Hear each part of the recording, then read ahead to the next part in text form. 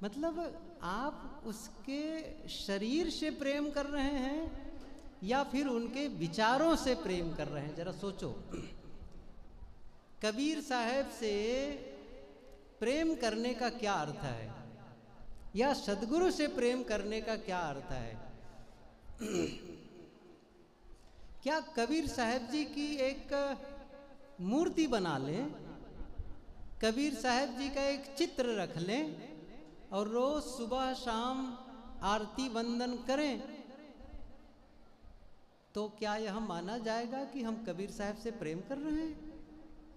या फिर वर्तमान में कोई आपका गुरु हो, सदगुरु हो, जिन्हें भी, या फिर हो सकता है आपने गुरु का चुनाव किया हो, दीक्षा लिए हो किसी गुरु से और उनका शरीर नहीं रह गया हो, और आपने एक चित्र उसका फ्रेमिंग करा के घर में रख लिए और रोज आरती वंदन करते हैं और क्या कह रहे हैं, मैं अपने सदगुरु से प्रेम करता हूं। क्या माना जाएगा? यही है कबीर से प्रेम करना, यही है सदगुरु से प्रेम करना। देखिए, कबीर से या सदगुरु से प्रेम करने का अर्थ है, मैंने कहा ना, शरीर से नहीं, उनके विचारों से प्रेम करना। क्योंकि आज हम सदगुरु कबीर को जानना चाहें, आज हम पूज्य गुरुदेव जी को जानना चाहें, तो माध्यम क्या है? विचार ही तो माध्यम है। उन्होंने जो कुछ कहा या उनके वाणियों का संकलन हुआ, जिसके माध्यम से आज हम उनसे जुड़ते हैं। कबीर से जुड़ने का अर्थ है कबीर के विचारों से जुड़ना, और कबीर के विचारों से प्रेम करना, सदगुरु के विचारों से प्रेम करना। और सदगुरु के विचारों से प्रेम करने का मतलब है, देखिए, जिससे आप बहुत प्रेम करते हैं, धीरे धीरे उनके बोलने का ढंग आप में आने लगता है, उनके खाने पीने का ढंग आने लगता है, उनका जीने का ढंग आने लगता है, उनके विचारों का ढंग आने लगता है, उनके रहन सहन का ढंग आने लग जाता है। आता है ना? जिन लोगों का साथ करो उसका प्रभाव जीवन में आने लगता है। ये बहुत पुरानी कहावत जो सबको याद है, जैसा संग वैसा, थोड़ा जोर से बोले, जैसा संग वैसा रंग चढ़ जाता है। तभी तो प्रेम का मतलब है। जब आप कबीर के विचारों से प्रेम कर रहे हैं, इसका मतलब है कबीर के विचारों के अनुरूप आपने जीना शुरू कर दिया है। सद्गुरु के विचारों के अनुरूप, सद्गुरु के संदेशों के अनुरूप जीवन में अब बदलाव आने लग गया है। जब सद्गुरु के संपर्क में नहीं आए थे तब का जीवन,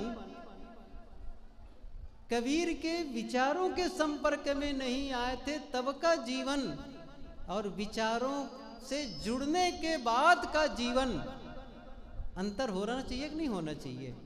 कैसे होना चाहिए? स्नान करने के पहले का शरीर, जब आप सुबह उठें बिस्तर से और बाथरूम की ओर जाने लगें और सामने कोई मोबाइल लेके खड़ा हो जाए, मैं फोटो क्लिक करूंगा। अच्छा, कितने लोग फोटो खिंचाएंगे? पसंद करेंगे? बाल बिखरे हुए, चेहरे में अभी उदासी है, कपड़े में सलवटे हैं, और ऐसा लगेगा अभी नींद खुली है तो कैमरा लेगा, फोटो लेने वाला, रुक, कब खिंचाना चाहोगे? नहा धो करके, फ्रेश हो करके, बढ़िया कपड़ा पहनोगे, और कैसे खिंचाते हैं? स्माइल करते हुए, समझ रहे हैं ना? तब फोटोग्राफी होती है। ऐसे ही अब आप समझ रहे हैं, स्नान के पहले जो आप दिख रहे थे, स्नान के बाद अब आप का रूप बदल गया है। तो ये क्या है? बाहर का स्नान और जब आंतरिक स्नान हो गया तब? आप समझो जरा से, एक है बाहर से स्नान करना, बाहर से धुलाई कर देना, और दूसरा है भीतर से प्रक्षालित कर देना, भीतर से धुलाई कर देना। अर्थात उनके विचारों के माध्यम से आपके वैचारिक परिवर्तन हो गया, और वैचारिक परिवर्तन होने का अर्थ है जीवन का परिवर्तन। आप समझो इस चीज को, वैचारिक परिवर्तन का अर्थ ही है जीवन का परिवर्तन। क्योंकि जीवन का परिवर्तन आप घर को परिवर्तन करके नहीं कर सकते कि जीवन का परिवर्तन हो गया। आप समझिए जरा से, आप जिस घर में हैं उस घर को छोड़ करके नया मकान में रहने लग गए, तब क्या आप मानेंगे कि मेरा अब जीवन बदल गया? आप क्या कहेंगे? मेरा मकान बदल गया। आप कपड़ा बदल देंगे तो क्या आपका जीवन बदल जाएगा? नहीं बदलेगा ना, नहीं बदलेगा। आप गांव बदल देंगे तो जीवन नहीं बदलेगा, आप गाड़ी बदल देंगे तो जीवन नहीं बदलेगा। किससे बदलेगा? विचार बदल देने से। आपका सोचने का ढंग बदल जाएगा। अब अलग ढंग से सोचने लग जाएंगे, उसी चीज पर अलग ही विचार आने लग जाएगा, बिल्कुल अलग। और जैसे विचार बदलता है तो क्या बदल जाता है? आपका व्यवहार बदल जाता है, आपका शब्द बदल जाता है, आपके हर क्रियाकलाप बदलने लग जाते हैं। क्योंकि जो शब्द निकलता है वो भीतर से आता है, जो व्यवहार होता है वो भीतर से आता है। आप सोचो जरा से, शब्द कहाँ से निकलते हैं हमारे? शब्द कहाँ से निकलते हैं? शब्द ओंठों से निकलता है। बताओ, कार्य केवल हाथों से होता है, हाथ माध्यम है। गुरुदेव जी एक उदाहरण सुनाया करते थे, कहानी कहा करते थे। एक आदमी किसी के घर चोरी कर ली, या फिर किसी की हत्या कर दी। जब उन्हें जज के सामने प्रस्तुत किया गया, उन्होंने क्या कहा? मैंने थोड़ी चोरी की है। अच्छा, चोरी किसने की है? हाथ ने की है, और हाथ का देवता है इंद्र। मेरी गलती थोड़ी है, ये तो इंद्र की गलती है।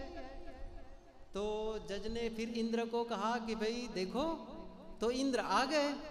अच्छा ठीक है, हाथ का देवता इंद्र है। तो इंद्र ने क्या कहा? तलवार लेकर आया और कहा कि मैं अपने हाथ को काट के ले जाता हूं।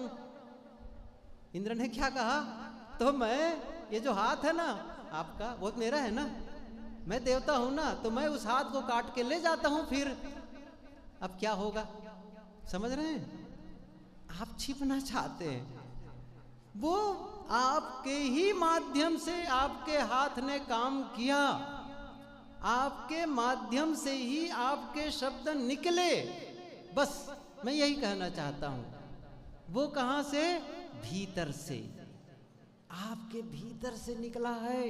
और वही गड़बड़ है अंदर में, तो शब्द गड़बड़ निकलेगा, व्यवहार गड़बड़ होगा ही, क्रियाकलाप सारी गड़बड़ होने लग जाएंगी। तो क्या करना है? आंतरिक स्नान,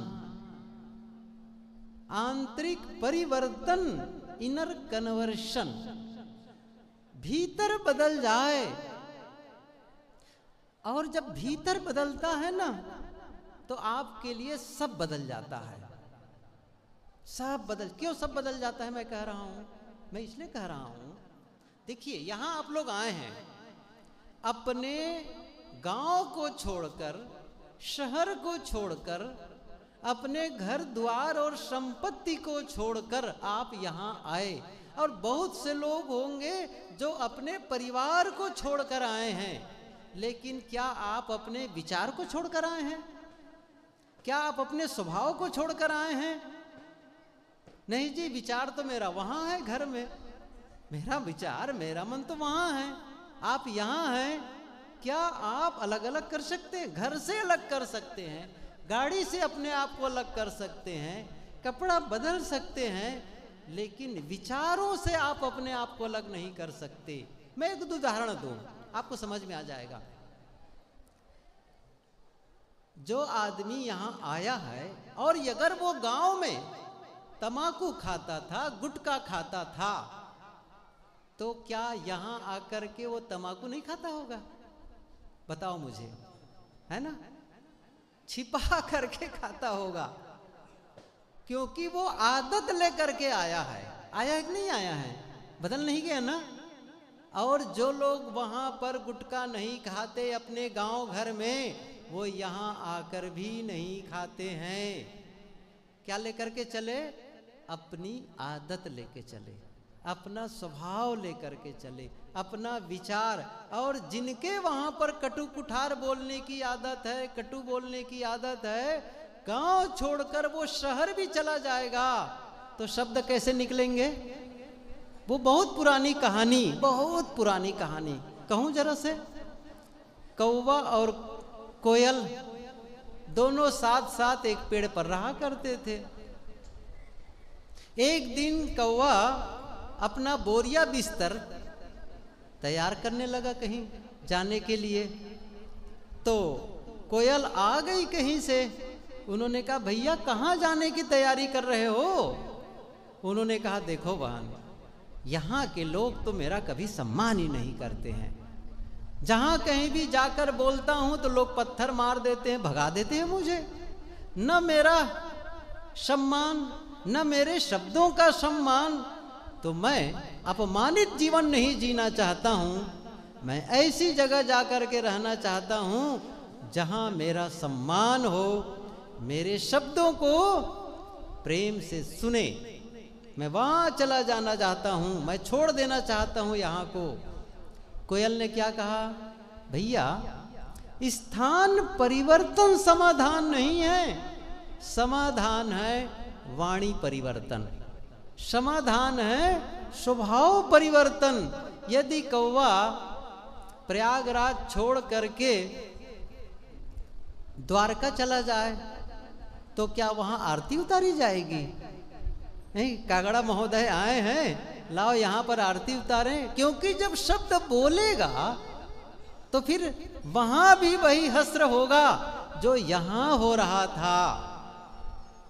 और यदि वो कोयल है, जरा सोचो, कोयल है, कहीं भी जाए, कहीं भी जाए, असली चीज क्या हो गई है? भीतर का बदलना, है ना, भीतर का। तो सद्गुरु के विचारों के माध्यम से, देखिए वहीं से आते हैं विचार।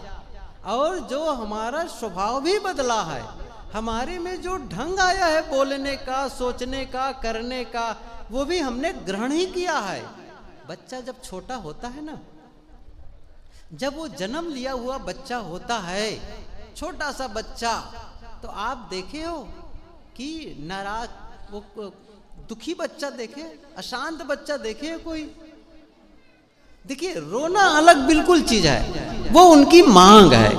अपनी बातों को, अपने भीतर के जो आवश्यकताओं को संदेश कैसे दें? एक ही उपाय है, रो करके।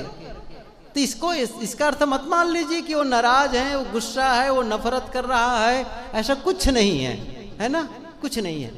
न वो चोरी करना जानता है, न वो हिंसा करना जानता है, कोई गलत काम करना नहीं जानता है उनका। न वो बोलने का ढंग जानता है, कहाँ सीख रहा है? यही आसपास के लोगों को देखा, घर के माता पिता जो उनके और भी घर के सदस्य हैं, वे कैसे बोलते हैं, कैसे व्यवहार करते हैं, सब कुछ उसके अंदर रिकॉर्डिंग होती चली गई। क्या समझा? ऐसा बोला जाता है। मैं कैसे बता रहा हूं आपको, आपके बच्चे आपकी भाषा बोलते हैं, लेकिन गुजरात के बच्चे गुजराती भाषा बोलते हैं, सही है कि नहीं है? और महाराष्ट्र के बच्चे मराठी भाषा बोलते हैं, बोलते हैं कि नहीं बोलते? अच्छा, कहां से सीखे? उन्हीं से, अपने ही लोगों से। तो जो वो शब्द पाया है, तो शब्द के साथ में शब्द को बोलने का ढंग भी पाया है, व्यवहार करने का ढंग भी पाया है। ये समझ लीजिए, आपके घर, आप हिंदू हैं तो आपके बच्चे किसकी पूजा करते हैं? कल्पना करो, आपके देवी देवताओं की पूजा करते हैं। लेकिन इस्लाम घर में पैदा हुआ बच्चा, इस्लाम घर में पैदा हुआ, ईसाई घर में पैदा हुआ, सिख घर में पैदा हुआ, समझ रहे हैं मैं क्या कहना चाहता हूं, समझ रहे हैं?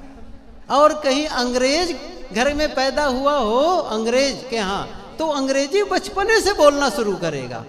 मेरा मतलब है स्पंज की तरह हम सभी हैं, स्पंज की तरह सोख लेते हैं, सोख लेते हैं आसपास के वातावरण को। जैसे स्पंज यदि उसे पानी में रखो तो पानी सोख लेगा, अच्छा दूध में रखो तो दूध सोख लेगा, स्याही में रखो तो स्याही सोख लेगा, सही है ना? हम सभी की आदत है आसपास को सोख लेते। किसी आदमी का व्यक्तित्व, किसी व्यक्ति का व्यक्तित्व कैसे खड़ा हुआ है, यहाँ जितने हम लोग बैठे हैं, अभी जो हमारा वर्तमान का स्वरूप है, हमारा अभी जो व्यक्तित्व निर्मित है, वो कैसे निर्मित है, जरा सोचो इस चीज को। आप ऐसे थोड़ी बन गए हैं, आप जो आप बन गए, आखिर भिन्न भिन्न है कि नहीं है?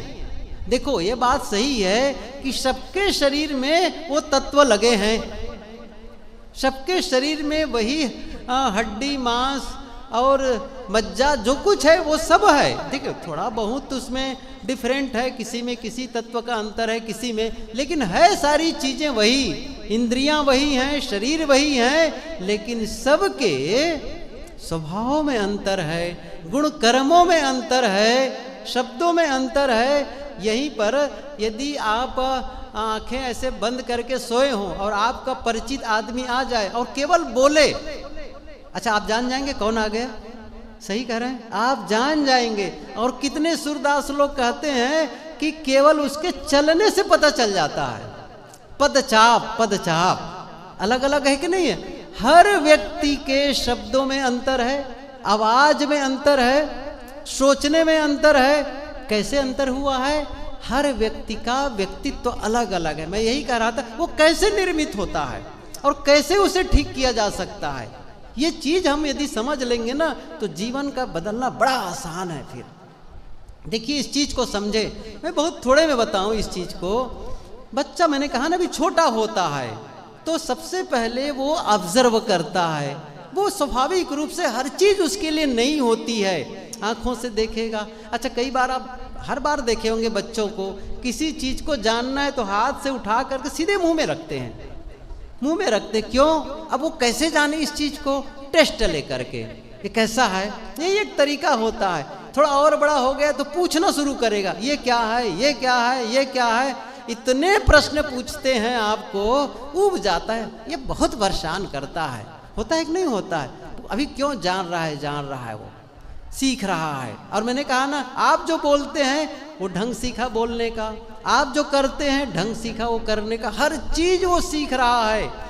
फिर थोड़ा घर से बाहर निकला, मित्र मिले, उनका वाला आया अंदर में, स्कूल गया, फिर वहाँ स्कूल से कुछ मिलने लगा, शिक्षकों से मिला, स्कूल के बच्चों से मिला, फिर उसके बाद में टीवी देखा, मोबाइल देखा, पुस्तकें पढ़ी, सबको अखबार पढ़ा, बहुत कुछ करता करता वो भीतर डाल रहा है, भीतर डाल रहा है।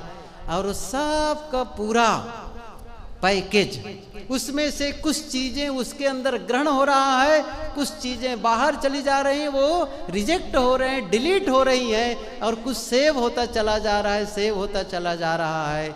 ऐसा करते करते वो व्यक्तित्व का निर्माण हो गया। अब कल्पना करिए, किसी आदमी में गलत व्यक्तित्व का निर्माण हो गया है, अर्थात उनके शब्द में कटु कुठार है, विचारों में नकारात्मकता है, बहुत जल्दी लोगों में दोष देखने लग जाता है, शिकायत करने लग जाता है, जहाँ जाएगा वहाँ पर वो गलतियाँ ढूंढने लग जाएगा। वहाँ ऐसा है जहाँ सब कुछ अच्छाइयाँ हो सकती हैं, वहाँ भी वह गलती ढूंढ लेता है, ढूंढ लेता है। एक और कुछ लोग होते हैं जो कहीं भी हो अच्छाइयाँ ढूंढ लेते हैं, अच्छाइयाँ ढूंढ लेते हैं, मतलब एक गलत सिचुएशन में भी अच्छी चीजें वहां से निकाल लेते। मैं एक दो उदाहरण दूं, शायद आपके काम के लायक हो। एक संत का नाम सुने होंगे, संत तुकाराम, सही है ना? एक संत का नाम सुने होंगे, संत एकनाथ, महाराष्ट्र के दोनों संत, समझ रहे हैं? एक संत एकनाथ की जो पत्नी थी, बहुत ही शालीन और बहुत ही सेवा परायण, सत्संग में रुचि रखने वाली और हर प्रकार से पति के अनुकूल काम करने वाली। लेकिन जो तुकाराम की जो अर्धांगनी थी, उनके जीवन साथी थी, वो बिल्कुल विपरीत, बहुत झगड़ालू प्रकृति की, बहुत नाराज, छोटी छोटी बातों को लेकर के वो बस घर में तांडव खड़ा कर दी। बहुत ही एक प्रकार से परेशान सा हो जाता घर का वातावरण। गुरुदेव जी उन्हीं के लिए उदाहरण दिया करते थे कि एक बार संत तुकाराम खेत गए और गन्ना बहुत सारा ला रहे थे घर के लिए। रास्ते में बच्चे मिले, गन्ना मांगते चले गए, हमें भी गन्ना, हमें भी गन्ना, बच्चे को देते चले गए। ऐसा संजोग एक गन्ना बचा रह गए हाथ में। किसी ने आकर उनकी पत्नी को संदेश दे दी कि आप तुकाराम जी बहुत सारे गन्ने खेत से ला रहे थे, बच्चों में बांटते चले गए, बस एक गन्ना खेत से लेकर के आ रहा है, घर आ रहा है। अब पत्नी तमतमाई हुई थी। अब जैसे वो घर के अंदर आते हैं संत तुकाराम, उनके हाथ से गन्ना छीनती है और उसी गन्ने से उसकी पीठ में दे मारी। गन्ना टूट गया 2 टुकड़े में। अब तुकाराम जी क्या कहते हैं, बहुत अच्छा हुआ, गन्ना एक हम 2, तुमने तोड़ दिया, एक तुम चूसो, एक मैं चूस लेता हूं। समझ रहे हो?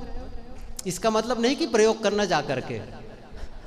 जरा देखिए, तुकाराम बन के आए कि नहीं सत्संग से, गड़बड़ हो जाएगा। अभी तुकाराम नहीं बने हैं, अब प्रयास करेंगे, प्रयास करेंगे, समझ रहे ना? इसलिए प्रयोग मत कर देना अचानक, नहीं फिर उसी वापस न हो जाए फिर वो। मैं ये कह रहा था उन्हीं के लिए उदाहरण। तो हुआ क्या, दोनों के लिए विचार कैसे, उन दोनों की उन विषम, एक के लिए अनुकूल परिस्थिति, दूसरे के लिए विषम परिस्थिति, और लेकिन दोनों के विचारों को देखिए क्या कहते थे। जब वो मंदिर जाते, अपने इष्ट के सामने अभिवादन करते, बड़ी कृतज्ञता ज्ञापित करते। कौन? संत एकनाथ, कि भगवान मैं आपके प्रति बहुत बहुत धन्यवाद ज्ञापित करता हूँ, आभार व्यक्त करता हूँ कि मुझे आपने बहुत अनुकूल पत्नी दी है, बड़ा अनुकूल है, और अनुकूल होने के नाते मुझे अलग से सत्संग में जाने की जरूरत नहीं, घर में ही सत्संग हो जाता है, सब कुछ अनुकूलता है। और इसीलिए उनके साथ में न कभी लड़ाई है, न झगड़ा है, कभी द्वेष नहीं बनता मेरे जीवन में। बहुत बढ़िया है, साधना भजन दोनों मिलकर करते हैं, दोनों कल्याण के पथ पे चल रहे हैं, भगवान आपको धन्यवाद। और संत तुकाराम क्या कहते थे, जिनकी पत्नी लड़ने वाली थी, वो क्या कहते थे? उन्होंने कहा, भगवान आपका मैं बहुत बहुत धन्यवाद ज्ञापित करता हूँ, आभार व्यक्त करता हूँ, क्योंकि आपने मुझे ऐसी पत्नी दी है जिनके प्रति मेरा मोह कभी बनेगा ही नहीं। है कि नहीं? उनके प्रति मेरे मन में राग होगा ही नहीं। मुझे वैराग्य करने के लिए जंगल जाने की जरूरत ही नहीं है, वो घर में ही मुझे वैराग्य करा देती है। मैं धन्यवाद ज्ञापित करता हूँ। मुझे हर समय परीक्षा होती है मेरी, हर समय मुझे परीक्षा में पास करना होता है, मुझे अलग से कोई प्रशिक्षण की जरूरत नहीं है। घर में प्रशिक्षक बैठे हैं, समझ रहे हैं ना? कैसे निकाल ली, क्या बदल गया है? सोचने का ढंग। समझ रहे मैं क्या कह रहा हूं? मैं ये कहना चाहता हूं, जब अंदर बदल गया सब कुछ बदल चला गया। इसलिए आवश्यकता किस बात की है? इसी बात की, मेरा वैचारिक परिवर्तन हो। कौन करेगा? ये संतों के जो विचार भीतर जाते हैं ना, भीतर श्रवण द्वार से। एक तो होता है शालय सकल शरीर, 2 बातें हैं, एक है मधुर वचन औषधि और एक है तीर। दोनों अंतर है, दोनों अंतर है। तो ये जो मधुर वचन है संतों के, ये जो विचार हैं, जो हो सकता है कुछ अनसुहाता और कड़वा लगे, लेकिन भीतर जाकर के काम कर देता है। आपके भीतर की जो वैचारिक गलत विचार है, गलत नकारात्मक विचार है, गलत ढंग है सोचने का, एकदम से बदल करके उसको सही दिशा में, सही डायरेक्शन में सोचने के लिए बता देता है। और जब आप सही डायरेक्शन में सोचने लगते हैं, तब आपके शब्द बदल जाते हैं, आपके व्यवहार बदल जाते हैं, बस आपके संबंधों में मधुरता आ जाती है और जीवन में आनंद का अनुभव होने लग जाता है। संतों के आगमन की मैं प्रतीक्षा में था। मैं आभार व्यक्त करता हूँ कि हमारे बीच हमारे पूज्य संत जन विराजमान हुए और मैं अब किसी प्रकार समय न गंवाते हुए काशी से पधारे हुए पूज्य संत श्री प्रेम साहब जी विराजमान हैं। हाँ, हो गया है, फिर शाम को तो साहब जी विराजमान हैं, आपके विचार सुनते हैं। एकम नित्यम विमलम चलम सर्वधि साक्षिभूतम भावातीतम त्रिगुणरहितम सद्गुरुम त्वाम नमामि।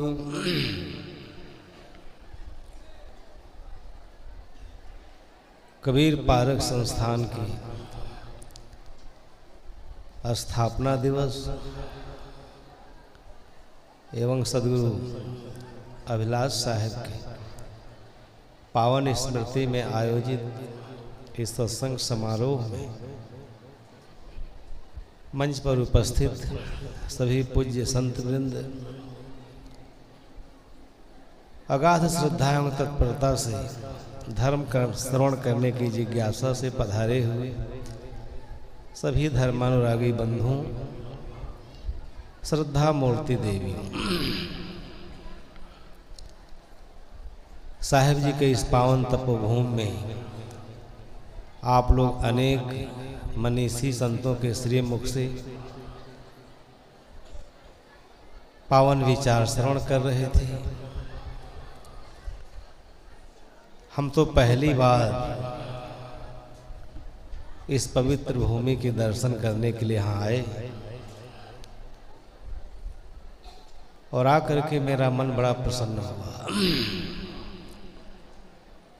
साहेब जी का दर्शन विद्यार्थी जीवन में जहाँ तहाँ हमने किया था, लेकिन यहाँ आने का सौभाग्य मुझे प्राप्त नहीं हुआ था।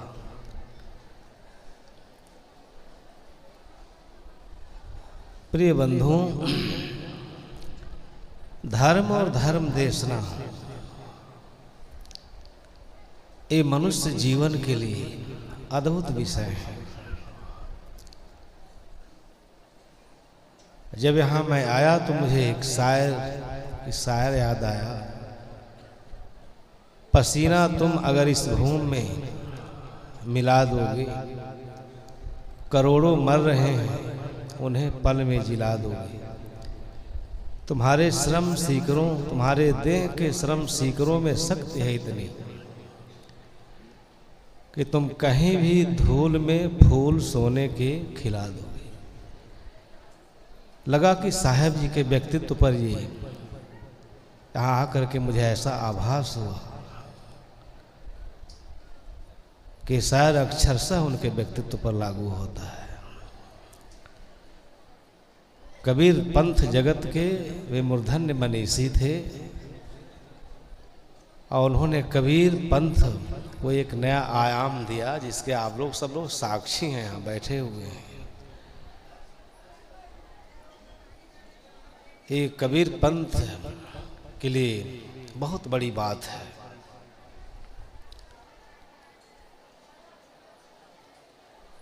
जिस प्रकार का उनका जीवन था, व्यक्तित्व था और संपूर्ण जीवन धर्म और परंपरा के पुनरुद्धार के लिए समर्पित किया, जिससे करोड़ों लोगों को लाभ हुआ। प्रचार तो सब लोग करते थे अपने अपने तरीके से, लेकिन सद्गुरु कबीर के चिंतन, दर्शन, उनके आध्यात्मिक परंपरा, उसका मूल्य को जिस तरीके से उन्होंने प्रतिपादित किया, बड़े से बड़े विद्वान भी आश्चर्य में पड़ गए। अब मुझे लगता है कि साहेब जी से पहले सद्गुरु कबीर के वाणियों का इतना सुंदर और विवेकपूर्ण व्याख्या शायद किसी ने नहीं किया था। इसलिए बौद्धिक जगत को ही बहुत लाभ हुआ, एकेडमिक जगत को बहुत लाभ हुआ। जो बड़े बड़े प्रोफेसर, रीडर जो शोध कार्य करते थे वो समझ नहीं पाते थे कि इसका अर्थ क्या किया जाए। उनकी वाणियां इतनी गहन गंभीर और व्यापकता लिए हुए थी कि बुद्धिजीवी से बुद्धिजीवी व्यक्ति भी उसका अर्थ करने में अपने को असमर्थ पाता था। लेकिन साहेब जी ने इतना पुरुषार्थ किया, मुझे लगता है कि 650 वर्षों के इतिहास में ऐसा कोई मनीषी नहीं दिखाई देता। कबीर के उपदेशों को इतना सरल सहज बोधगम्य बना दिया आम आदमी के लिए। बौद्धिक जगत तो उससे लाभान्वित हुआ ही, सरल लोग भी जब उसको समझने लगे तो उसके तरफ उनके मन में आकर्षण बढ़ा कि कबीर का विचार वास्तव में मनुष्य जीवन के लिए अमृत के समान है।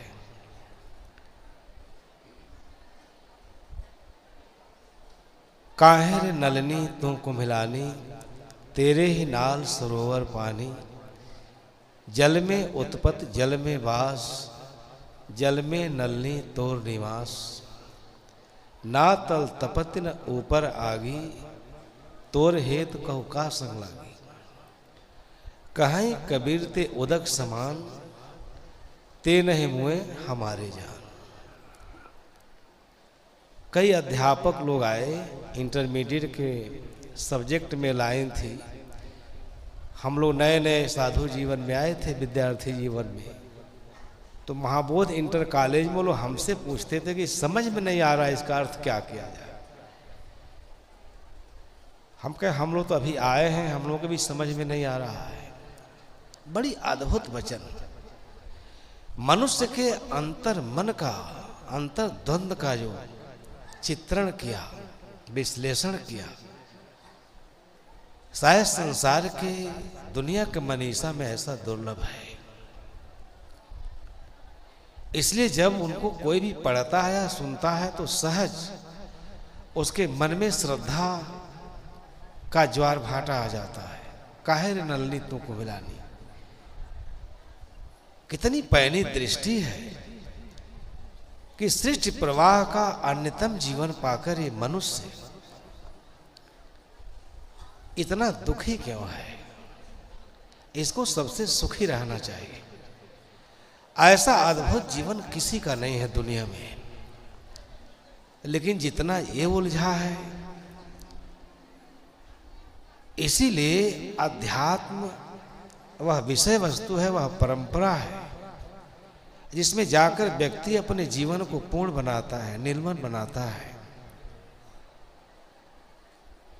और अपने चित्त के भावों को सुव्यवस्थित करता है। यही साधना है। इसी को जब वो नहीं कर पाता है तो उसकी मेधा, प्रतिभा, उसके अंदर की ऊर्जा, वो सब बेकार की जगह खर्च हो जाता है और वो अपने लिए अपना काम नहीं कर पाता।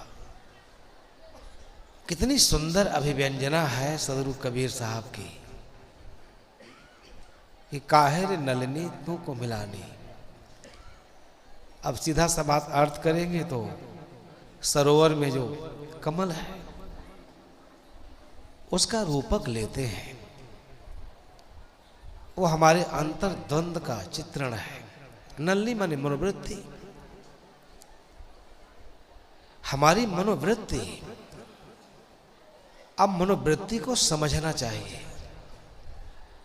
हजारों जगहों पर लोगों ने व्याख्या की, वेदों में, उपनिषदों में, लेकिन जितना सुंदर तरीके से साहब ने देखा और उसका जितना सुंदर और सटीक व्याख्या सदगुरु अभिलाष साहब ने की, कोई व्यक्ति श्रोता पढ़ता है तो मंत्र मुग्ध हो जाता है, गदगद हो जाता है कि हम अपने पतन में कारण खुद हैं, दूसरा कोई हमारे पतन का कारण नहीं है। क्योंकि हम सब काम करते हैं, धन कमाते हैं, भौतिक उन्नति करते हैं, लेकिन अपने मनोवृत्ति को हम ठीक नहीं कर पाते। अपने मन स्थिति साहब जी पधार बोलिए सदगुरु देव की।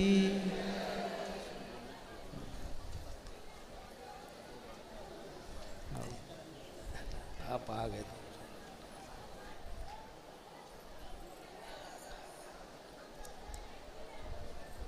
यह प्रबुद्ध मनुष्य के लिए इससे सुंदर और उपदेश और विचार हो ही नहीं सकता। अगर संसार के लोग इस बात को समझ लेते, केवल एक काम करते, सब लोगों ने कहा अपने अपने तरीके से कहा, उपनिषद के ऋषियों ने भी कहा, चित्तमेव संसार तत्प्रत्ने शोधेत यत्तिस तन्मयो भयत गुहमे तत् सनातनम चित्त सही प्रसादे न हंति कर्म शुभाशुभम प्रसन्नात्मा वनिस्थित्वा सुखम क्षयमन्ते। कहा, लेकिन उसको समझाने वाले लोग कम मिले।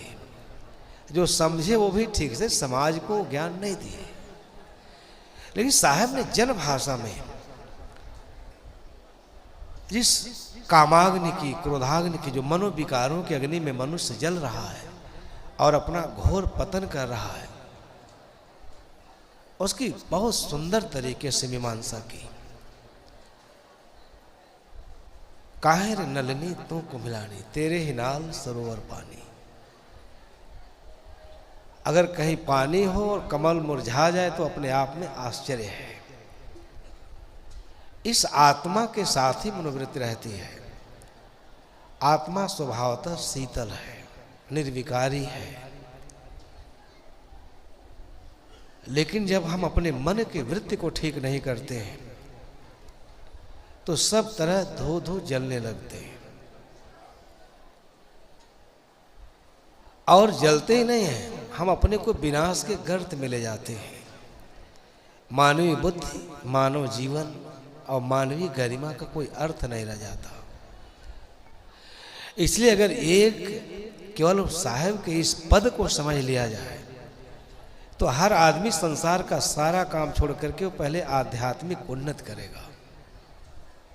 जो विषय विलास में डूबा हुआ है, शोकित है, पीड़ित है, उद्वेगित है, जल रहा है और फिर भी उससे विरत नहीं हो रहा है, इतना प्रखर वैराग्य है, इतना तीव्र वैराग्य है। कहीं कहीं उदाहरण देते हैं साहब,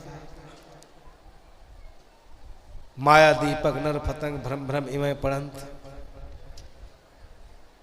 पतिंगा है, दीपक के ज्योति के दिव्य सौंदर्य को आकर्षक समझ करके जाता है, दूर से आंच लगता है फिर भी वो नहीं हटता, जाकर उसमें जल मरता है।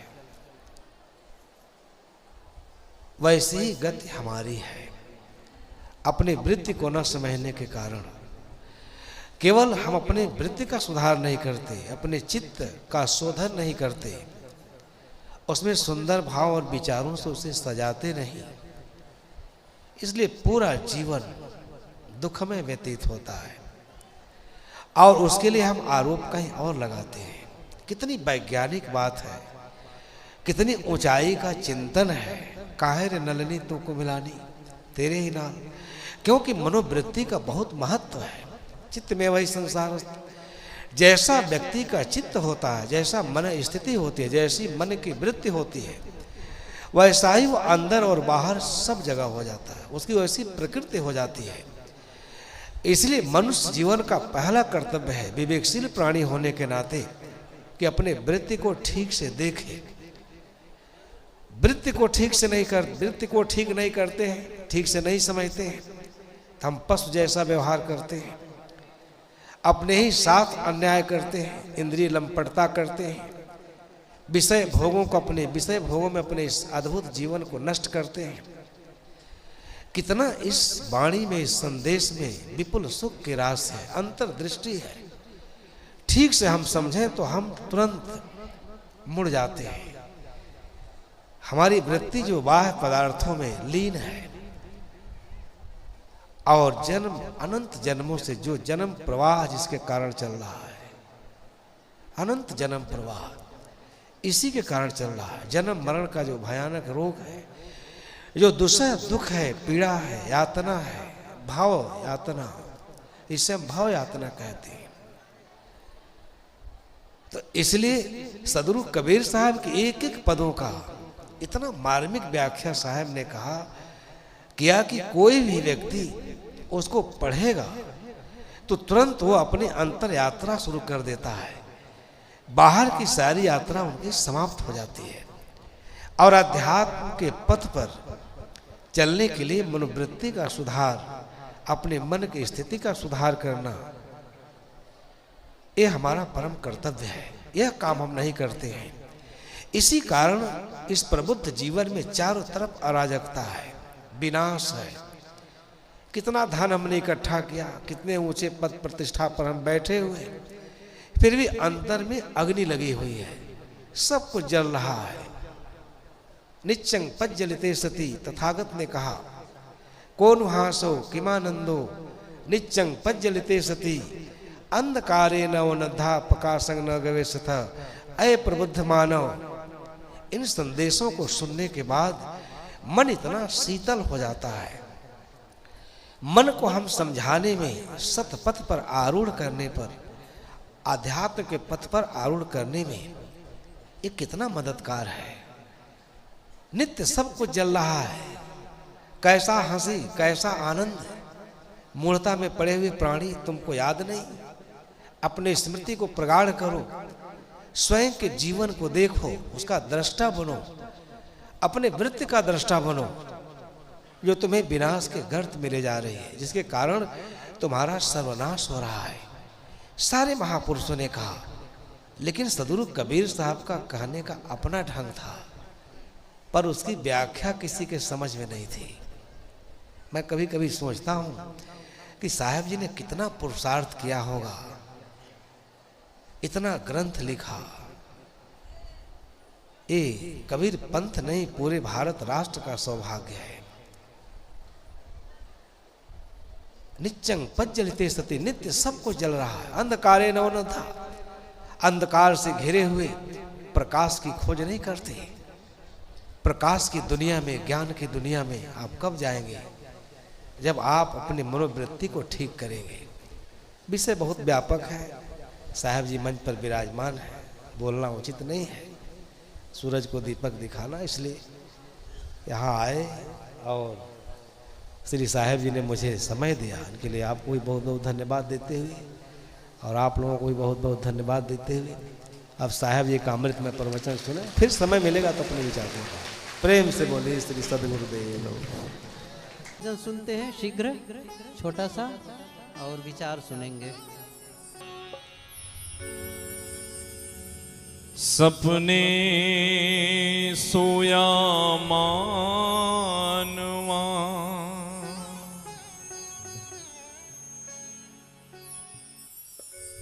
अज सपने सोया मानवा, खोली जो देखे नैन,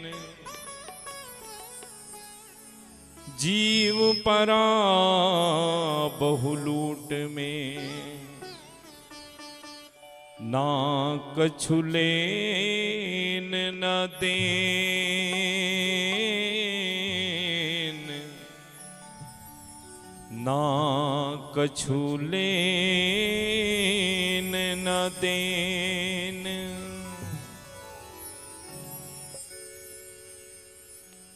मुआ है मर जाओगे, मुए की बाजी ढोल, सपन सने ही मानवा,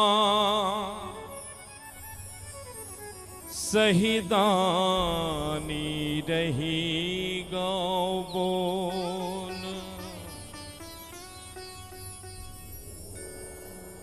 हंसा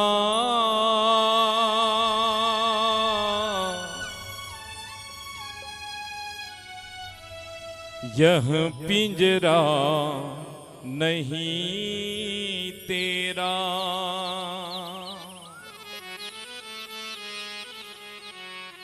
हंसा यह पिंजरा नहीं तेरा, हंसा यह पिंजरा नहीं तेरा, हंसा यह पिंजरा नहीं तेरा।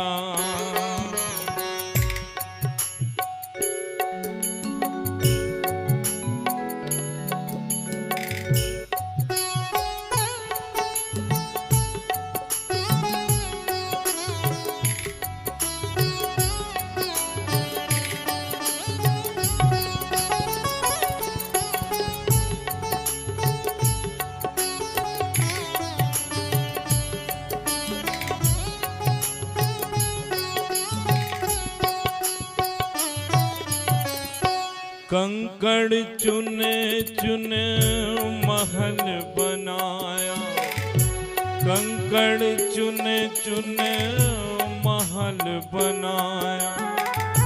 लोग कहे घर मेरा,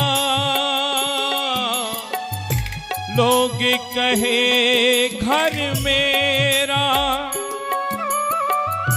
ना घर मेरा ना घर तेरा, ना घर मेरा ना घर तेरा।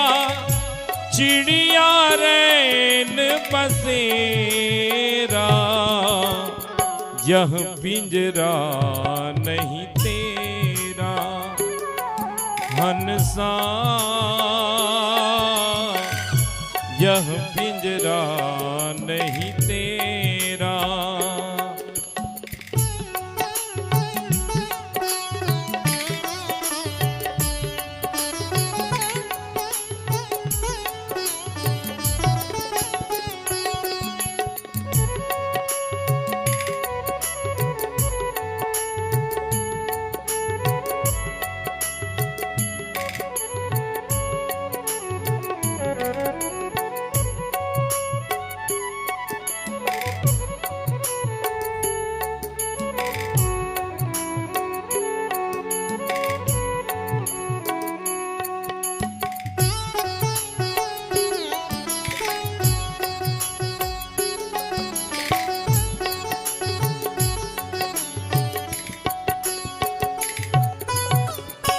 दादा बाबा भाई भतीजा, दादा बाबा भाई भतीजा।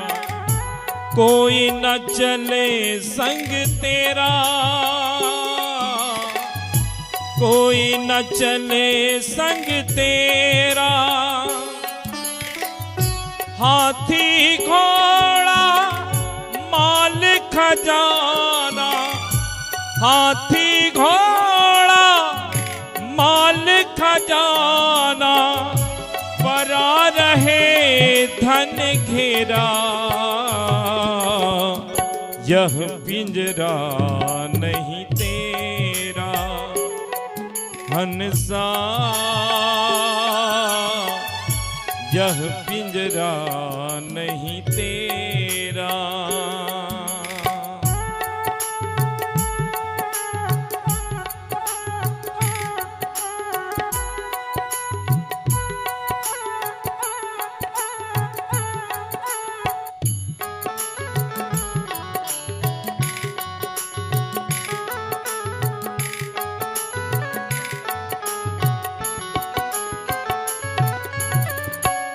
मात पिता स्वार्थ के साथी, मात पिता स्वार्थ के साथी।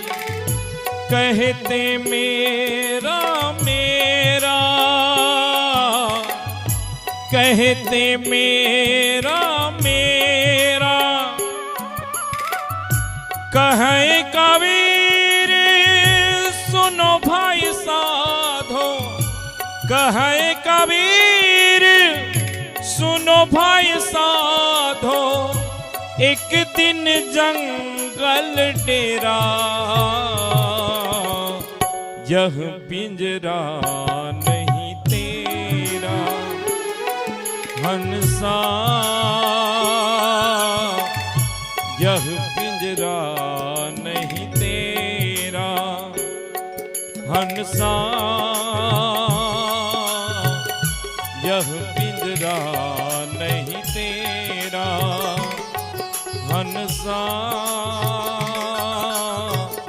यह पिंजरा नहीं तेरा।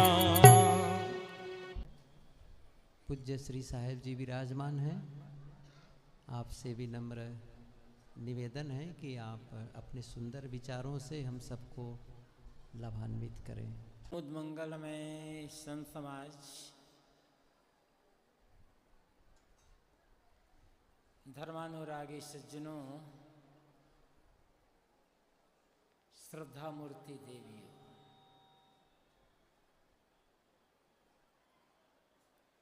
सदगुरु कबीर का एक पद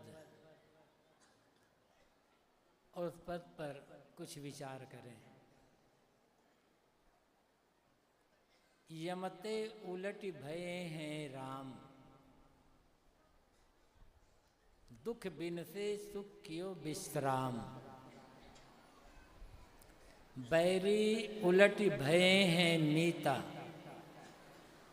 साकट उलट सुजन भय सीता। अब मोहि सर्व कुशल करी मानिया, शांति भई जब गोविंद जानिया। तनमह होते कोटि उपाद, उलट भई सुख सहज समाद। आप पिछाने आपे आप, रोग न व्यापे तीनों ताप। अब मन उलट सनातन हुआ, तब जानिया जब जीवत मुआ। कहें कबीर सुख सहज समावो, आप न डरो न और डरावो। यमते उलट भये हैं राम। सदगुरु कबीर कहते हैं कि यमराज यम उलट करके राम बन गया। यम मारने वाला, बांधने वाला,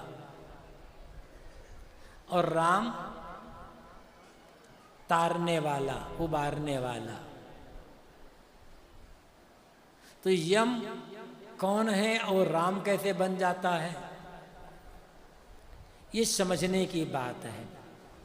और यही यम का उलटकर राम बन जाना, यही तो सत्संग करने का फल है। और यदि हम वर्षों सत्संग करते रहे किंतु यम उलट करके राम नहीं बन पाया, तो सत्संग करना फिर सार्थक नहीं होगा और जीवन में कुछ परिवर्तन दिखाई नहीं पड़ेगा। पूरा काल से यम की बड़ी चर्चा पौराणिक साहित्य में चलती आ रही है। वैसे यम का अर्थ सद्गुण भी होता है, संयम भी होता है, लेकिन यहाँ यम को मृत्यु का देवता माना गया है। आकाश में कोई एक लोक है, मृत्यु लोक, जहाँ का वो व्यवस्थापक है। और इस धरती पर जिन जिन प्राणियों की जीवन अवधि पूरी हो जाती है, यमराज अपना दूत भेज करके उन्हें इस मृत्यु लोक से यमलोक में बुला लेते हैं। ऐसी एक धारणा है, ऐसी कहावत है, किंतु हकीकत क्या है? निश्चित है संसार मृत्यु लोक तो है, किंतु बाहर कहीं यम लोक नहीं है जहां मर मर करके लोग जाते हों। जिस यम की बात साहब कह रहे हैं, यमते उलट भये हैं राम, वो यम कौन है? वह यम हमारा ही गंदा मन है। हमारे पास, हर आदमी के पास मन है, क्योंकि हम मनुष्य हैं।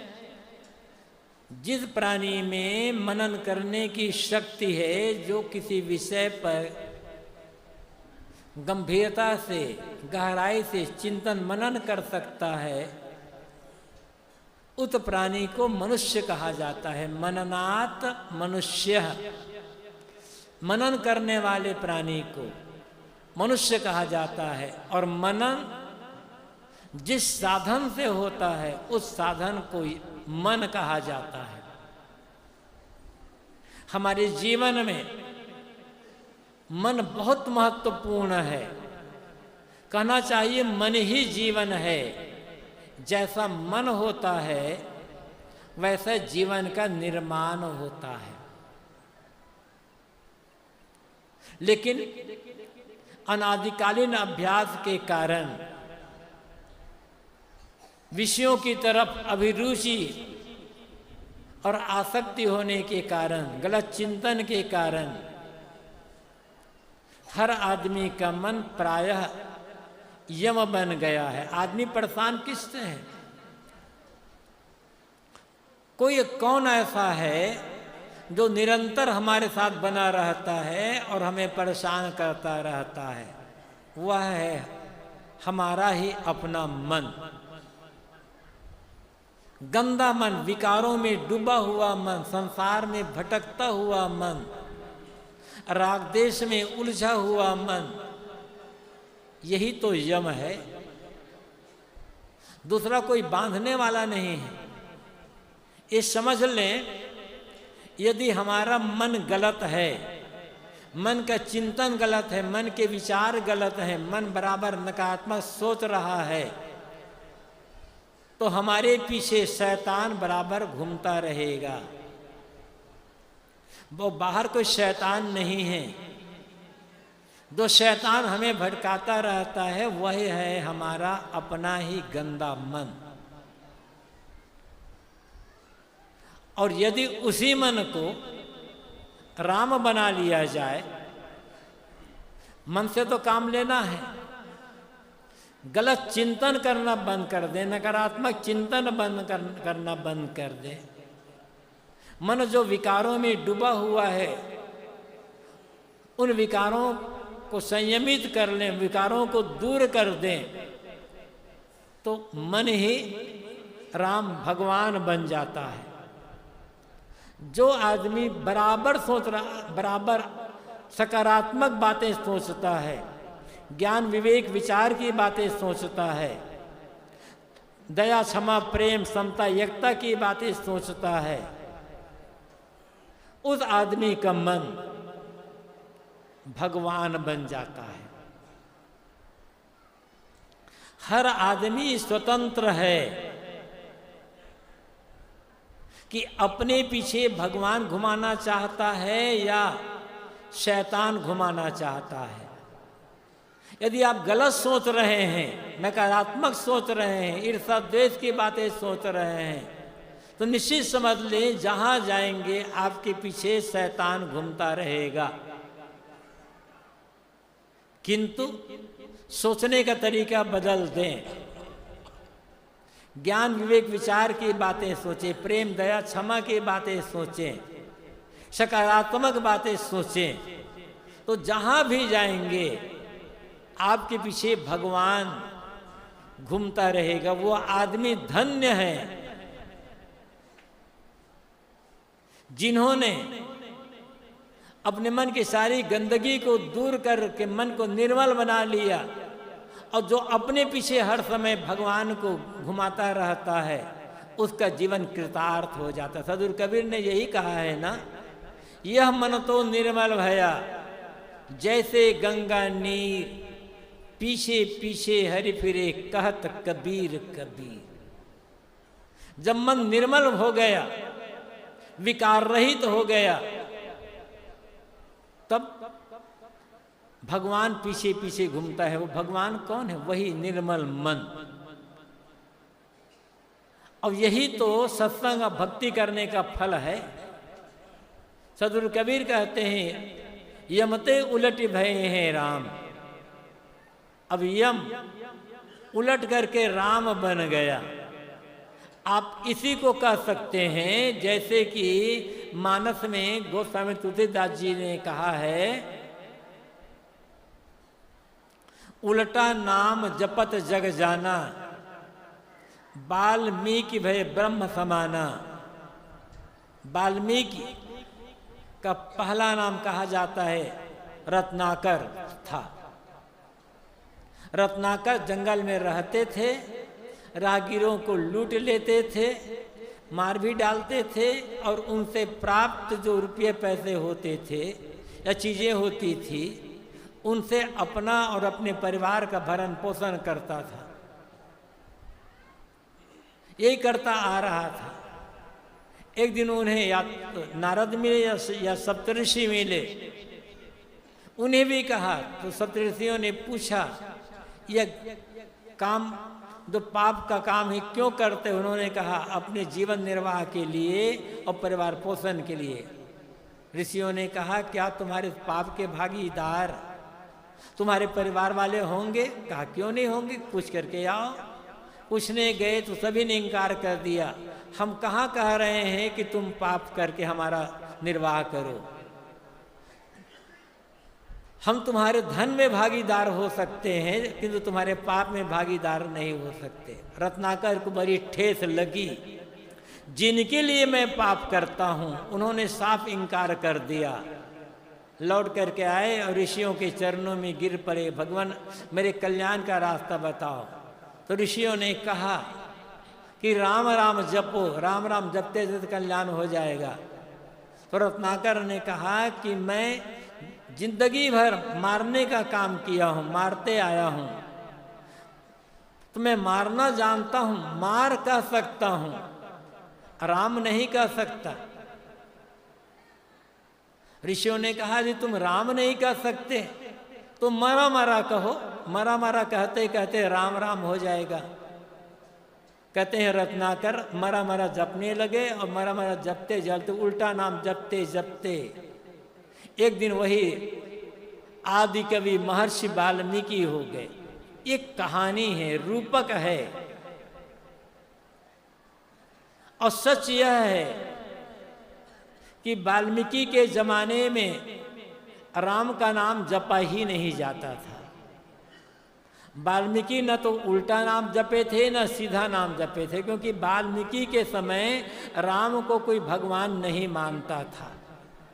राम को भगवान मानने की बात तो बहुत पीछे से चली है, तो वाल्मीकि कहाँ से उल्टा सीधा नाम जप पाएंगे। अब फिर कोई कसाई भी होगा ना तो वह भी राम राम कह सकता है। उल्टा नाम का मतलब क्या है? वो उल्टा काम करते थे। पहले हिंसा का काम करते थे, अब अहिंसा में लग गए, उल्टा हो गया। पहले मारने का काम करते थे, अब बचाने का काम करने लगे, उल्टा हो गया। पहले क्रोध में जलते थे, अब क्षमा में जी रहे हैं, उल्टा हो गया। पहले मन में बैर था, अब मन में प्रेम हो गया, तो उल्टा हो गया। पहले मन में काम की वासना थी, अब संयम आ गया, तो उल्टा हो गया। गलत कर्मों को छोड़कर, कुमार्ग को छोड़कर सही कर्मों में सन्मार्ग में लग जाना, यही उल्टा नाम जपना है। आज तक हम उल्टा नाम जपते हुए आ रहे हैं, उल्टा काम करते आ रहे हैं। इसीलिए दुनिया में हम कहीं जाते हैं चैन से, शांति से, सुकून से जीवन जी नहीं पाते हैं,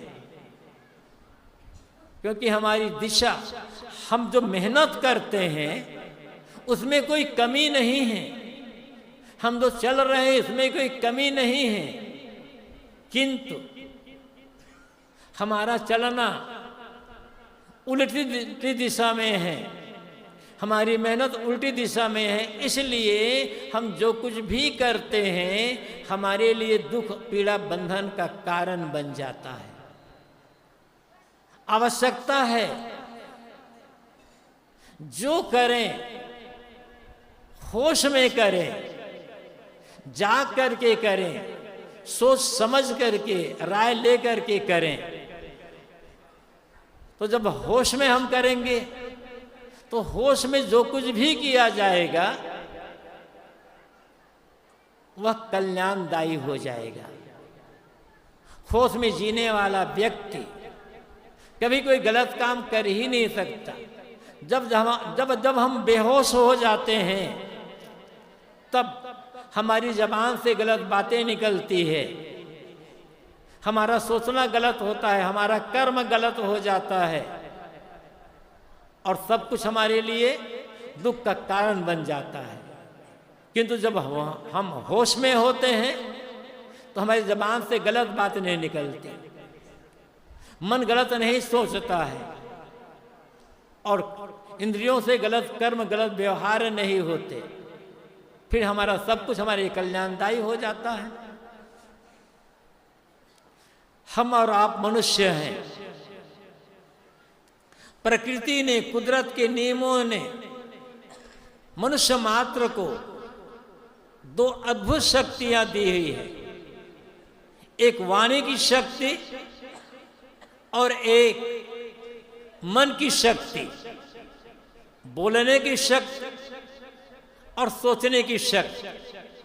ये दोनों शक्तियां मानवेतर प्राणियों के पास नहीं है।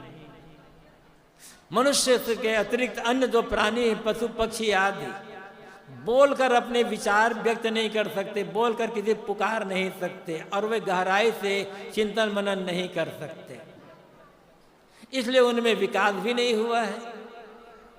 बोलने की शक्ति और सोचने की शक्ति मनुष्य को ही प्राप्त है, किंतु हम लोगों ने इन दोनों शक्तियों का दुरुपयोग किया।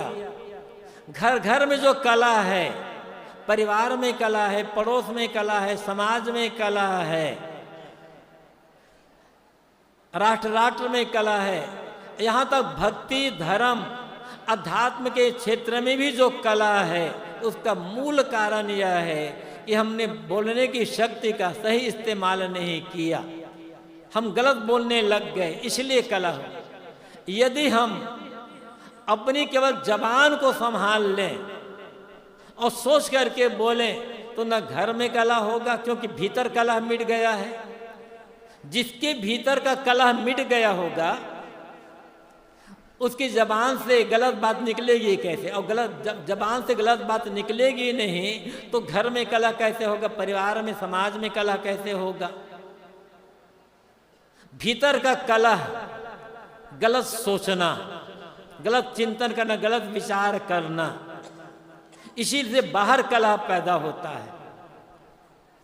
दो काम हर आदमी को करने की जरूरत है। दो चीज को आदमी संभाल ले, एक अपने मन को संभाल ले और दूसरा अपने जो वाक्य है उसको संभाल ले, खुद की जबान को संभाल ले। ये एक संकल्प कर लिया जाए कि मैं जो बोलूंगा उचित ही बोलूंगा और जो सोचूंगा उचित ही सोचूंगा। न भीतर कला होगा न बाहर कला होगा, भीतर और बाहर बड़ी शांति। यही है राम, यही है यम का राम बनना। कटु बोलते थे, अब कटु बोलना छोड़कर विनम्र बोलने लगे, मृदु बोलने लगे। यमराज राम बन गया। यमराज को राम बनाना बहुत सरल काम है और यही साधना भी है। निरंतर जब हम ध्यान देंगे इस बात पर तब यमराज राम बनेगा। हम ये भी कह सकते हैं, जिस व्यक्ति ने, चाहे वो साधु हो चाहे गृहस्थ हो, चाहे स्त्री हो चाहे पुरुष, चाहे धनी हो चाहे निर्धन, जिस व्यक्ति ने यमराज को राम बना लिया वही व्यक्ति सच्चा भगत है, सच्चा पुजारी है, सच्चा धार्मिक है और वही व्यक्ति सच्चा साधक है। साधना कुछ नहीं है, साधना सिर्फ यमराज को राम बनाना है, दिशा का परिवर्तन करना है। अब मैंने कहा कटु बोलते थे, अब कटु बोलना छोड़कर मृदु बोलना शुरू कर दिए, यमराज राम बन गया। पहले गुस्सा करते थे, गुस्सा करना छोड़ करके क्षमा करना शुरू कर दिए, यमराज राम बन गया। पहले लोभ लालच में पड़े थे, अब लोभ लालच छोड़कर दान सेवा का काम करने लगे, यमराज राम बन गया। अब इसको और बढ़ाते चले जाइए, पहले हिंसा करते थे, अब अहिंसा में चलने लग गए। पहले मन में बैर भाव था, अब प्रेम हो गया। पहले मन में ईर्ष्या थी, अब प्रसन्नता हो गई। कितना सरल है यमराज को राम बनाना। लेकिन कब होगा? जब इस बात पर हम ध्यान देंगे तब। मूल बात है, यमते उलट भये हैं राम। सदगुरु कबीर कहते हैं कि यमराज उलटकर राम बन गया। पहले हमारा जो गंदा मन था, यमराज बनकर हमें परेशान कर रहा था। संत मिले, गुरु मिले, उनकी संगति मिली, शिक्षा मिली, उपदेश मिला, उस पर हमने ध्यान दिया, दिशा बदल दिए, तब अब मन पवित्र हो गया। तो मन मानो यमराज से बदल करके राम बन गया, तारने वाला बन गया। और ये जीवन की बहुत बड़ी ऊंचाई है, बहुत बड़ी सफलता है। किसने क्या पाया, कौन क्या बना, क्या खोया, इसका मूल्य उतना ज्यादा नहीं है जितना मूल्य है किसने अपने मन को कैसा बनाया। एक मन को ठीक करने, सदगुरु कबीर कहते हैं, एक साधे सब साधिया, सब साधे एक जाए, जैसा सींचे मूल को फूले फले अघाए। एक मन को साध लो, एक मन को संयत कर लो, एक मन को ठीक कर लो, सारी साधनाएं पूरी हो जाएगी। और सबको साधने गए, प्रयास किया, सबको साधते गए, सबको बस में करने को सोचे, सबको अधिकार करने के पीछे दौड़े, मन भटक गया तो क्या अधिकार में हुआ? किसी को अधिकार में करने की आवश्यकता नहीं है, केवल मन को अधिकार में रख लेना है, सब अधिकार पूरा हो जाएगा। लेकिन हम यही काम नहीं करते हैं, अपने मन को अधिकार में रखने का अब हमारा ही मन हमारे अधिकार में कहाँ है? लोग शिकायत करते हैं, साहब भजन में बैठते हैं, ध्यान में बैठते हैं, ये मन ऐसा पाजी है कि ठहरता ही नहीं है, ये तो भाग जाता है। क्या सचमुच में मन पाजी है? क्या मन का स्वभाव पाजीपना है? मन का स्वभाव पाजीपना नहीं है, हमने पाजी बना लिया अपने गलत कर्म, गलत आचरण से, गलत व्यवहार से। मन पाजी नहीं है, मन तो बहुत काम की चीज है, लेकिन दिशा हमने मन को गलत दी, खुराक हमने मन को गलत दिया। बीजक में शब्द प्रकरण 28वें रमैनी 28वें शब्द में सदगुरु कबीर ने एक गाय को रूपक दिया मनोवृत्ति को। उसमें कहा है कि पुरता में राती है गैया, खद्द अखद्द खाई। एक गाय है, वो भूखी है, चारे की तलाश कर रही है, तो सामने जो मिल जाता है, खाद्य हो तो अखाद्य हो तो, वो सबको खाती चली जाती है। तो खाद्य में खाए तो ठीक है, अखाद्य को खाए तो गाय स्वस्थ कैसे रहेगी? एक रूपक है हमारा मन और मन की मृत्यु। हमारा मन, हर आदमी का मन पूर्णता में लगा हुआ है, पूर्णता प्राप्त करने में लगा हुआ है, लेकिन हम पूर्णता खोजते हैं शरीर और संसार में, शरीर संसार के भोगों में। जो व्यक्ति शरीर संसार और शरीर संसार के भोगों में, प्राणी पदार्थों में पूर्णता की तलाश करेगा वो अपूर्णता में ही जीवन जिएगा और अपूर्णता का अनुभव करते करते दुनिया से विदा हो जाएगा। जो कभी पूरा ना हो, जिसे पूरा नहीं किया जा सकता, उसी का नाम है संसार। और हम पूर्णता पाने के लिए उसी तरफ दौड़ रहे हैं। साहब ने भी कह दिया, परे न पूरी दिनों दिन छीना। जो आदमी संसार के पीछे दौड़ेगा, संसार के जो भोग हैं, इंद्रियों के जो भोग हैं, मन की जो इच्छाएं हैं, उनके पीछे दौड़ेगा, उसे कभी पूरा नहीं पड़ेगा। वो दिन दिन उत्तरोत्तर वो क्षीण कमजोर होता चला जाएगा, दुख उदासी पीड़ा में डूबता चला जाएगा। और यही तो हो रहा है जीवन में। अच्छी खुराक दे मन को, हमने खुराक गलत दिया। इंद्रियों के विकारों की खुराक दिया मन को। धन दौलत पद प्रतिष्ठा विषय भोगों की खुराक दिया मन को, इसलिए मन बीमार होता चला गया और यमराज बन गया। अब गलत खुराक ना दें, गलत सोचना बंद कर दें, भोगों तरफ ललचाना बंद कर दें, सही खुराक दें, संयम का, सेवा का, साधना का। और ऐसे आप ज्ञान का, भक्ति का, वैराग्य का, ये जब खुराक मिलेगी तब मन यमराज नहीं होगा, मन राम बन जाएगा। हम जो कुछ भी आंख से, कान से, नाक से, जीवा से, त्वचा से ग्रहण करते हैं, उस सब का प्रभाव हमारे मन पर पड़ता चला जाता है। और धीरे धीरे करते करते हमारा मन कब गंदा बन गया, एकदम मलिन और विकारी बन गया, हमें ही पता नहीं चल पाता है। आवश्यकता क्या है? सही खुराक देने की।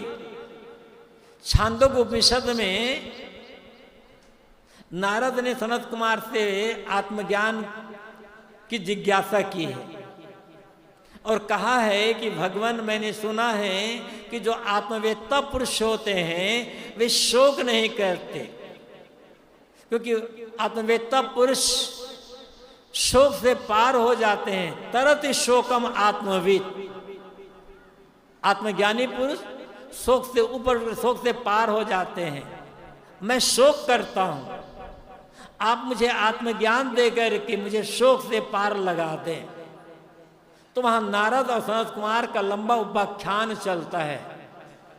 उसी के बीच में सनत कुमार नारद से कहते हैं कि आहार शुद्धो सत्व शुद्धि, सत्व शुद्धो ध्रुवा स्मृति, स्मृति लंबे सर्वग्रंथि नाम विप्र मोक्ष। आहार के शुद्ध हो जाने पर सत्व अंतकरण शुद्ध होता है, अंतकरण शुद्ध हो जाने पर स्मृति स्थिर हो जाती है, और स्मृति जब स्थिर हो जाती है तो जितनी ग्रंथियां हैं विप्र मोक्ष, पूरी तरह से ग्रंथियां टूट जाती है और जीव का कल्याण हो जाता है। आहार क्या है? जो राम है मन, वो यमराज क्यों बना हुआ है? गलत आहार देने के कारण। आहार का अर्थ वही नहीं है जो हम मुख से खाते हैं भोजन, वो तो आहार है ही। पहली बात तो यह ध्यान रख लें, बिना खाए जीवन चलेगा नहीं। तो जो उचित है, जो सात्विक है, सुपाच्य है, संतुलित है, शरीर की प्रकृति के अनुकूल है, अपनी मेहनत की कमाई से प्राप्त है या किसी द्वारा प्रेम से, श्रद्धा से दिया हुआ है, ऐसा ही आहार ग्रहण करें। क्योंकि कहा गया है, जैसा खाए अन्न वैसा बने मन। जैसा अन्न खाते हैं वैसा मन बनते हैं। छीन कर खाएंगे, झपट करके खाएंगे, लूट करके खाएंगे तो मन तो यमराज बनेगा, गलत तो बनेगा बनेगा। मेहनत करके खाएं या किसी से मांग ले। अपनी मेहनत से जो प्राप्त होता है वो 56 व्यंजन से ज्यादा। साहब ने कहा है, सहजे आवे माल मलिदा, मांगे पीछ मिले पानी। अपनी मेहनत से जो मिलता है वो मेवा मिष्ठान 56 व्यंजन से ज्यादा हो। हितकर होता है। तो साहब का आहार शुद्ध हो, शुद्ध आहार, जो भोजन करते हैं वही आहार नहीं है। आंख से हम जो देखते हैं वो आंख का आहार है। जरा सोचें, कितने ऐसे लोग हैं जिन्हें आंखें नहीं मिली हुई है, वे तरसते देखने के लिए। खुद ख्याल करें, क्या वही देखते हैं जिससे मन में अच्छा प्रभाव पड़े?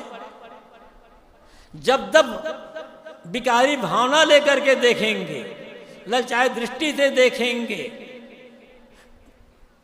तब तब क्या होगा? मन यमराज बनता चला जाएगा, खुराक गलत हो जाएगी।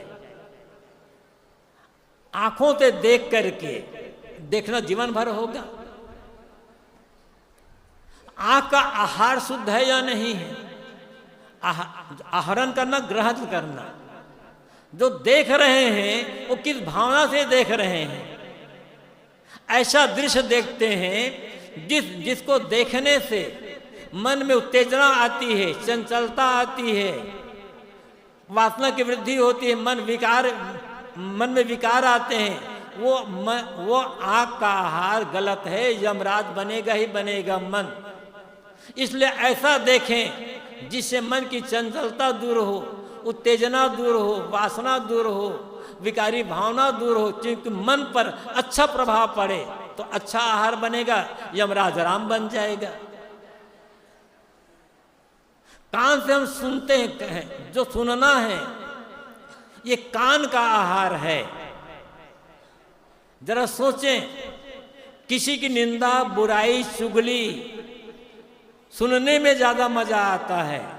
राग रंग की बात, अश्लीलता की बात, विषय विकार की बात सुनने में मजा आता है। तो मन यमराज बनेगा पक्का। ऐसी बातें न सुने जिस बात को सुनकर दूसरे के लिए मन में दुर्भावना पैदा हो। ऐसी बातें न सुने जिससे मन में चंचलता बढ़े, उत्तेजना विकारी बने, वासना बढ़े। किंतु ऐसी बातें सुने जिन बातों सुनकर दूसरों के लिए मन में श्रद्धा जगे, प्रेम जगे, सेवा की भावना जगे और मन का विकार दूर होकर के संयम का भाव जगे मन में, तो मन तो राम बन जाएगा ना। तो कान का आहार कैसा है? ऐसा, इसलिए अब मुख का आहार हो गया, त्वचा का आहार हो गया, ये सब सोच लें। और यदि पहली बात जो शुरू मैंने कही थी कि नकारात्मक सोच रहे हैं, ईर्ष्या द्वेष की बातें सोच रहे हैं, पुरानी मुर्दा बातें सोच रहे हैं, तो मन यमराज बन जाएगा। जीवन भर हम लोग मन को यमराज बनाने का काम करते हैं और शिकायत क्या करते हैं कि साहब मन तो ठहरता नहीं, भजन में लगता ही नहीं है। तो यमराज भजन में कभी लगेगा नहीं, भजन में तो राम लगेगा ना। वो राम बाहर नहीं है जिस राम की बात कर रहे हैं। हमारा और आपका जो निर्मल मन है, जिस मन में प्रेम है, सेवा की भावना, समता की भावना, एकता की भावना है, जिस मन से मानव मात्र में प्राणी मात्र के प्रति द्वेष भाव मिट चुका है पूरी तरह से, प्राणी मात्र के प्रति निर्वैरत्व भाव मन में आ गया है, वही मन तो राम है। और ये अपने आप नहीं बनेगा, ये बनाना पड़ेगा, इसके लिए मेहनत करनी पड़ेगी। मेहनत तो सब कर ही रहे हैं। अब तक जो मेहनत किए हैं उसका परिणाम हुआ है मन का यमराज बनना। आज सत्संग में बैठे हुए संतों के विचार सुन रहे हैं, एक संकल्प करें कि अपने यमराज मन को मुझे राम बनाना है।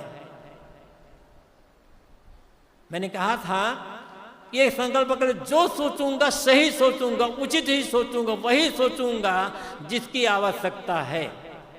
देखें धीरे धीरे यमराज राम बन करके कितना शांति देने वाला हो गया, कितना सुकून देने वाला, कल्याण देने वाला हो गया।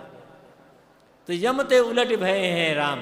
सदगुरु कबीर कहते हैं संत मिले, गुरु मिले, उनकी शिक्षा मिली, उनका निर्देश आदेश मिला और जीवन में उनका पालन किए, तो जो मन अब तक हमें भटका रहा था, दुख दे रहा था, अब वो भटकाना बंद करके राम बन गया, अब कल्याण में सहायक हो गया। उसी मन से बंधन बनता है और उसी मन से मोक्ष का काम होता है। मन एवं मनुष्य नाम कारणम बंध मोक्षयो कहा गया है।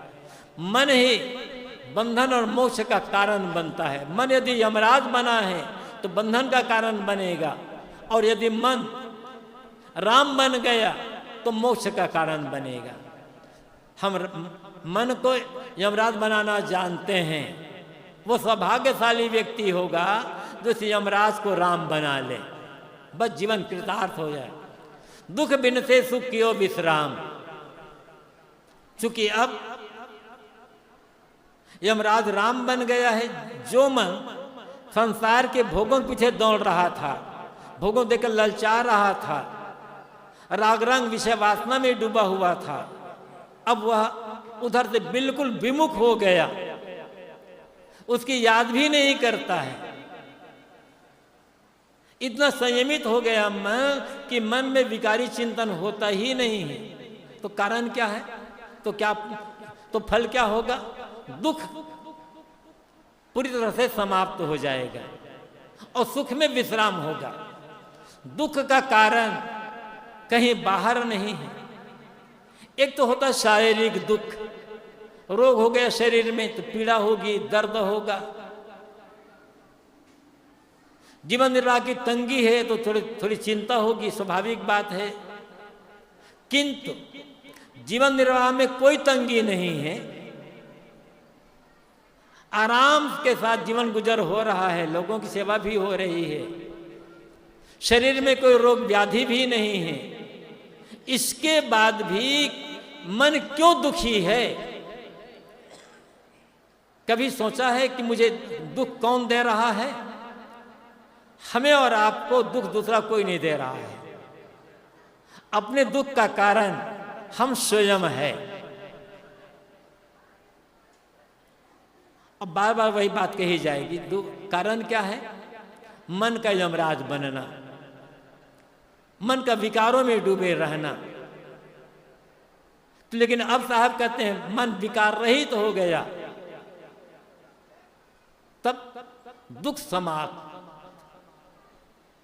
अब उसके अंदर सुख में विश्राम हो जाना। जीवन की सबसे बड़ी उपलब्धि, जीवन की परम ऊंचाई, कभी मन में दुख का लेस मात्र भी अनुभव ना होना। जीती जी मुक्ति का अनुभव करना होगा। ये तो सुख में विश्राम करना होगा, क्योंकि सुख और दुख, जब दुख मिलता है तब सुख आता है। सुख कहीं बाहर से लाना नहीं है हमको, सुख कहीं बाहर से मिलेगा नहीं।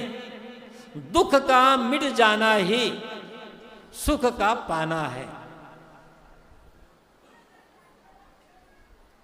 मन चंचल है, व्याकुल है, विकारी है।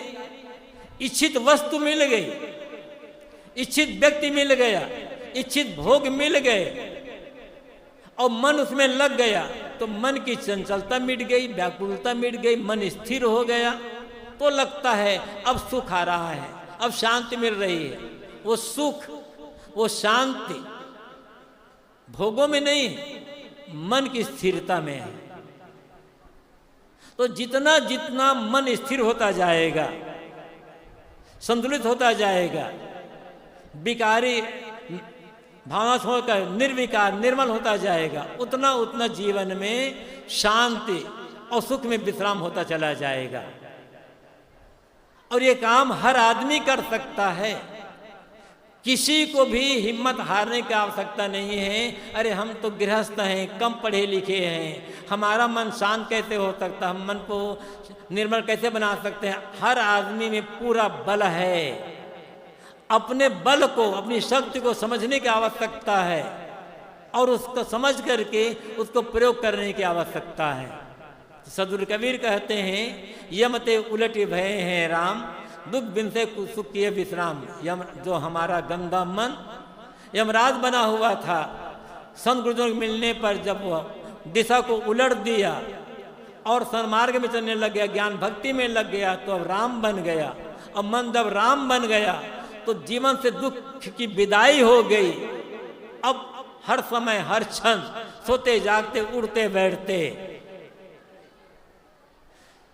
सब समय सुख में ही विश्राम हो रहा है।